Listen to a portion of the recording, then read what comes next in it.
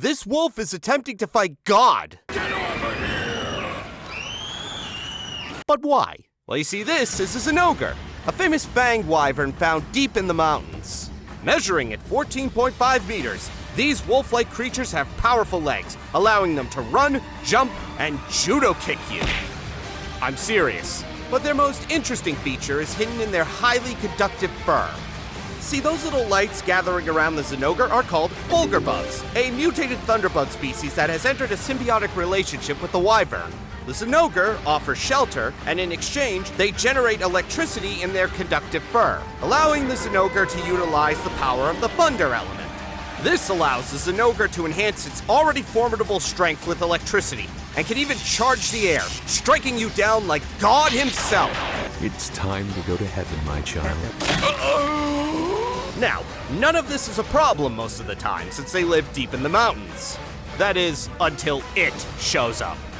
This is an Amatsu, an elder dragon that lives high in the sky. It is also a home-stealing cunt. When it's time for it to find a place to rest, it usually picks a spot deep in the mountains. You starting to see the problem? The Amatsu kicks the Zinogre out, claiming the place for itself. And the Zinogre can do nothing about it! The worst part, it's not just people they have to deal with. The Zinogre eviction also coincides with a certain leviathan's breeding season. Male Mizutsune will wander onto land and begin picking fights with just about anything to assert its dominance. And usually, it's the now homeless Zinogre that it chooses to style on. Oh my god, the more I look into Zinogre's ecology, the more I realize how much nature has this beast. The only saving grace is that there was one Zinogre that, with the help of hunters, finally took down the squatting dragon. And there was much rejoicing.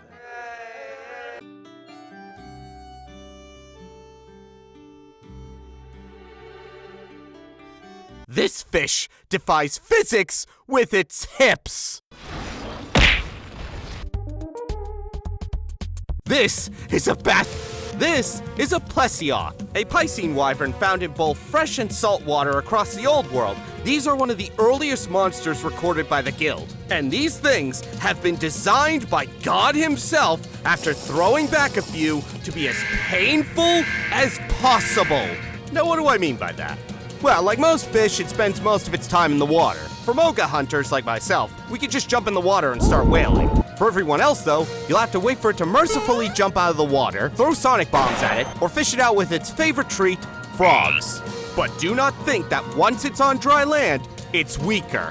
See, there are three things that make this overgrown guppy so loathed by hunters. Its size, for one. It is fucking massive, with long legs that keep its weak point just out of range of most weapons. Simply moving can cause harm to anyone close to it. Second, its teeth contains a somnogenic toxin that can put smaller creatures it bites to sleep, leaving them at the mercy of their powerful high-pressure water blasts. But these are nothing compared to its most baffling ability. The common way most large Piscean wyverns defend themselves in close range is by slamming their hips against a target. For some inexplicable reason, when a Plesioth performs its hip check on hunters, even if you're on the other side of it, you will still get hit! Excuse me, what? My best guess is that due to the sheer size of a Plesioth, the weight combined with the force of the hip check creates a vacuum that collapses around it, kind of like a pistol shrimp.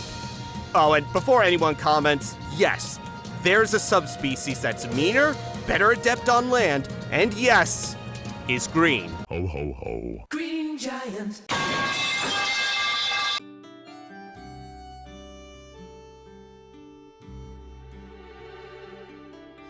The Elder's Recess is home to some of the most dangerous creatures in the New World. And then there's Dodogama.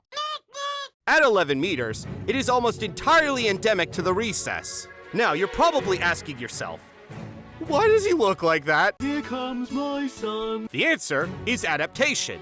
The Dodogama eat rocks.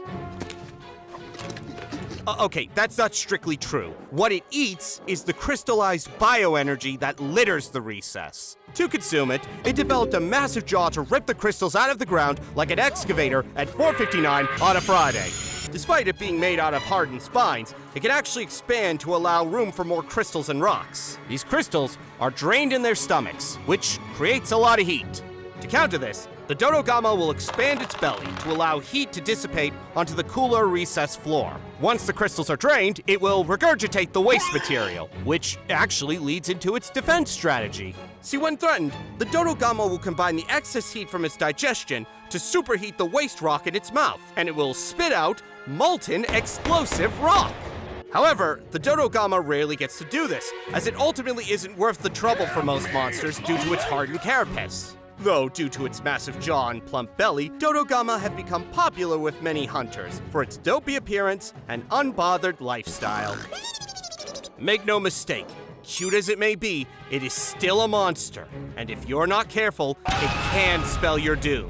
And if it somehow game overs you, I won't laugh. I promise.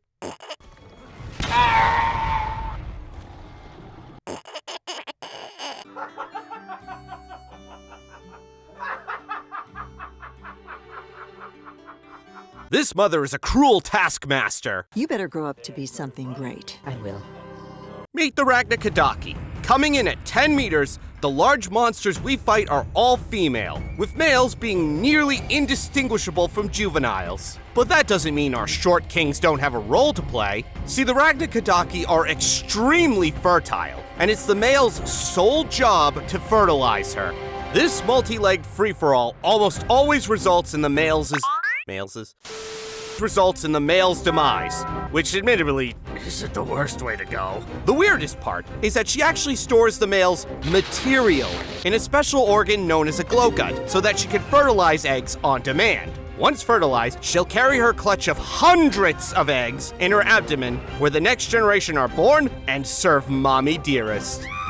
Seriously, these things go from zygote to autonomous juvenile in minutes. Once grown, they follow their mother's orders to the letter, dragging her around and attacking on command. You will almost always see her cloaked in a gown of her own thread, a sticky and solid substance that helps protect her from attacks. But it's not invincible and will break with sufficient force.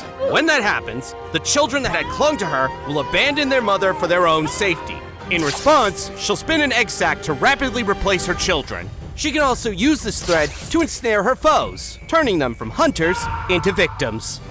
Oh yeah, and they breathe fire. The fuck do you mean they breathe fire? Her glow gut produces a lot of heat, so much so that she can expel this heat from her abdomen or channel it into her mandibles and spew flames from her mouth! I bet you didn't have fire-breathing spiders on your bingo card. Nope.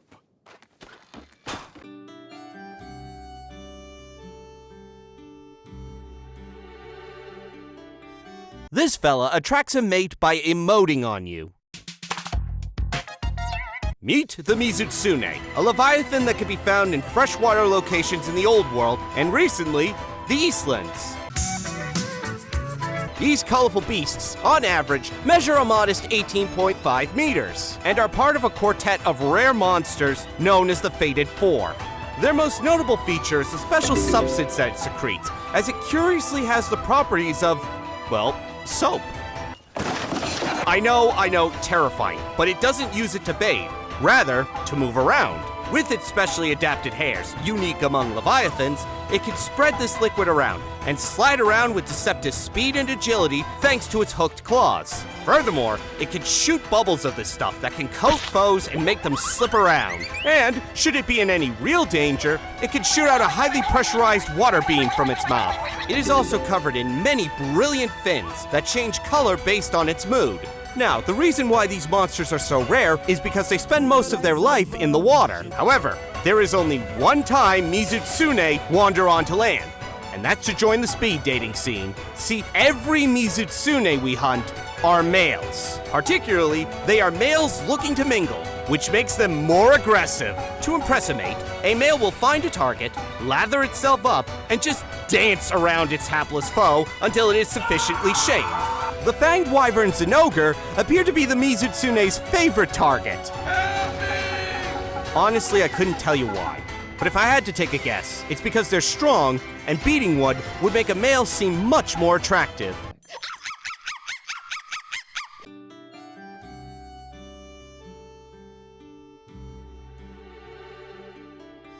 This tornado holds a secret. It's actually a dragon. Behold, the Kushala Daora, a 19-meter-long elder dragon found in both the Old and New World continents. However, we're starting to get reports of it being spotted in the Eastlands. Because of course it is. While it's not the first to be classified as an elder dragon, historical records of it date back to antiquity. When people are asked to describe an elder dragon, they usually describe the features of a Kushala. 4 limbs, 2 massive wings, a tail, and a horned head. Kushala have 2 defining features. They are covered in hard metal scales that should make it impossible for them to even move. And yet, not only do they move, they can fly. This likely due to its other ability. Kushala can generate wind currents across its body, able to create miniature tornadoes, cold wind gusts, and even create an armor of wind that totally doesn't frustrate hunters. When angered, it can generate stronger dragon winds, recognized by their darker coloration. While little is known about this ability, poison seems to weaken the winds, and breaking the horn suppresses the dragon winds entirely. Despite all this, Kushala is one of the more docile elder dragons. Certainly the easiest to study, except when its hide begins to rust, creating a violent, rusted variant. It is the only time Kushala are known to actively attack people, and it only lasts until it molts. While Kushala have no single habitat, it is believed they once inhabited the Tarosu jungle. There are many who believe the Eastlands drove the species out. And while an Eastlands is certainly equipped to handle a single Kushala, the Chameleos is the more likely culprit. Though another factor may have contributed to it. Murals in the Tarosu region depict people who once worshipped the Dragon of Steel, pointing spears at it. This may very well be one of the earliest accounts of what we now know as hunting. As frustrating as they can be, Kushala Daora have played a big part in who we are today as hunters.